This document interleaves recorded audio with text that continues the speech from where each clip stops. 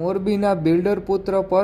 ફાયરિંગના બનાવ મામલે Morbi division DYSP દ્વારા પ્રેસ કોન્ફરન્સ યોજાઈ અનેક ખુલાસા કરાયા. બાબતે પ્રાપ્ત માહિતી મુજબ મોરબીના અગ્રણી બિલ્ડર પુત્ર પર માળિયાના મોટા દહીસરા ગામ નજીક 10 દિવસ પૂર્વે ફાયરિંગની ઘટનાના પગલે સમગ્ર મોરબી જિલ્લામાં ખળભળાટ મચી ગયો હોય દરમિયાન પોલીસ તપાસમાં ખુદ ફરિયાદીએ જ દેણું વધી જતા પોતાના પર ફાયરિંગ કર્યું હોવાનો ઘટસ્ફોટ થયો હોય, જે મામલે આજરોજ શુક્રવારે બપોરે 3 વાગ્યે મોરબી ડિવિઝનના ડીવાયએસપી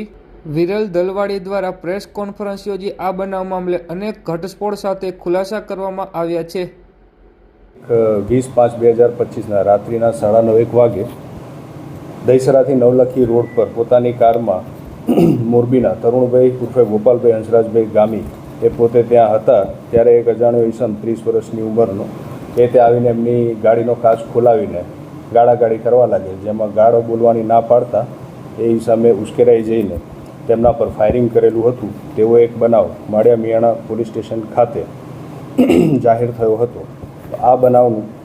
ફરિયાદ લઈને અલગ અલગ દિશાઓમાં ગુનાની તપાસ કરતાં ફરિયાદ પ્રાથમિક દ્રષ્ટિએ શંકાસ્પદ જણાતી હોય અલગ અલગ દિશાઓમાં એલસીબીની ટીમ તથા પોલીસ સ્ટેશનની તથા પેરોલ ફલ્લોની ટીમ તપાસ કરતાં તેમાં સ્થળની વિઝિટ કરી સીસીટીવી ફૂટેજ તથા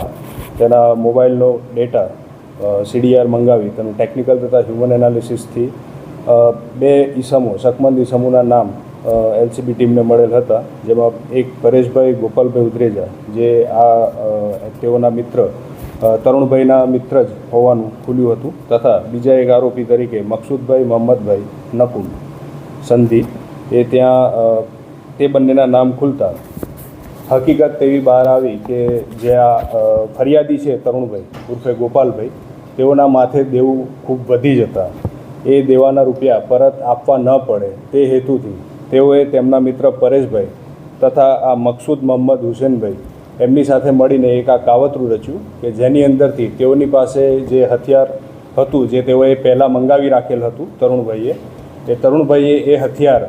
એ મકસૂદભાઈને પોતાના પર જ ફાયરિંગ કરવા માટે આ હથિયારનો ઉપયોગ કરવા માટે 3 લાખ રૂપિયામાં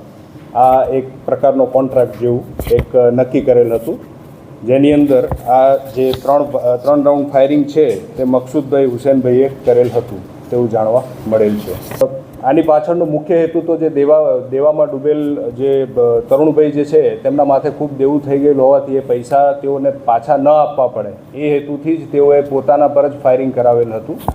અને 3 રાઉન્ડ કુલ ફાયર થયા હતા, જેમાંથી એક ખભાના ભાગે તથા એક માથા પર અહીંયા સાઈડ પરથી નીકળી ગઈ હતી ગોળી, બરાબર. એટલે એ આ રીતના 3 રાઉન્ડ ફાયર કરવામાં આવેલ છે. પરેશભાઈ ગોપાલભાઈ ઉતરેજા તથા મકસૂદ મોહમ્મદભાઈ હુસેનભાઈ નકુમ આ બંને વ્યક્તિઓની ધરપકડ કરેલ છે તથા જે આ આરોપી છે તરુણભાઈ તે સારવાર બાદ મતલબ સદનસીબે તેઓનું બચાવ થયેલો છે, બચી ગયેલ છે, તે અત્યારે સારવાર હેઠળ છે. હવે આમાં ફરિયાદી પોતે જ આરોપી છે, પોતે જ આખું કાવતરું રચ્યું છે, તો હવે આગળ આમાં કઈ પ્રકારની કાર્યવાહી પોલીસની રહેશે, કઈ કલમનો ઉમેરો થઈ શકે છે? આની અંદર એક તો આખું જે કાવતરું રચ્યું છે એટલે એ પ્રમાણે જે અગાઉથી જ જે ગુનો કરવા માટેનું જે કાવતરું રચ્યું છે તે મુજબની કલમોનો આમાં ઉમેરો કરવામાં આવશે.